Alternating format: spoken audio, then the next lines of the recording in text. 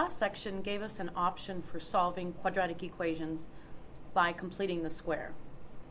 In this lesson, we will introduce a formula that, after some simplifying, will give us our solutions. Recall how formulas work. You substitute values in for the variables, and then you simplify. The way we come up with the quadratic formula is we isolate x from a squared plus bx plus c equals 0 by solving by the completing the square process. The result is the quadratic formula. It is negative b plus or minus the square root of b squared minus 4ac all over 2a. Here's our first example. We must first determine a, b, and c. A is 2, b is 7, c is negative 15. Substitute those values into the formula and then simplify. Always start with the radical part. The square root of 169 is a perfect square, so we replace that with 13. We now have negative 7 plus or minus 13 all over 4. Break this up so that you can find your two unique solutions. And remember to submit the solutions in lowest terms. For this example, we need to set to 0 first, then determine a, b, and c. Substituting the values in, and then simplifying, and again start with the radical term first.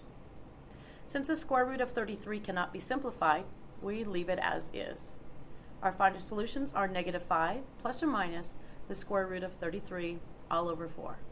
Since the square root of 33 did not work out to be a perfect square, we leave the answer in this form. Make sure a is a positive value. This will make it so much easier for us since we will be dividing then by a positive value and not a negative value. So we start by multiplying all terms by a negative. This makes a 5, b negative 4, and c 7. This is our first example where b is a negative value. Be very careful under the radical with the b squared.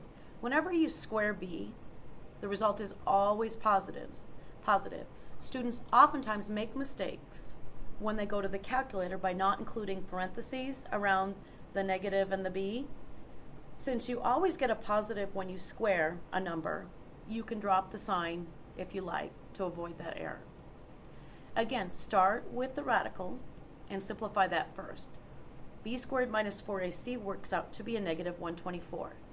The square root of the negative gets replaced with I. And 124, 4 times 31, where the square root of 4 comes out as 2. Notice how all the terms have a common factor. 2 divides evenly into 4, 2, and 10. Our last step is to reduce. One more example. We are substituting 4 for A, negative 20 for B, and 25 for C. This time, we are square rooting 0, and the square root of 0 is 0, which means we have plus or minus nothing. That means this all drops out, leaving us with 20 over 8. We have one solution, and it's 5 halves. What part of the quadratic formula gives us information regarding our solutions? What's the part under the radical? Because of this, we give b squared minus 4ac a name. We refer to it as the discriminant. And the discriminant can turn out to be positive, negative, or 0. If the discriminant is positive, we will have two real solutions. If this value is a perfect square, this says your quadratic equation is factorable, and if you like, you may solve by factoring. If it's not a perfect square, we will need the formula to find the two solutions.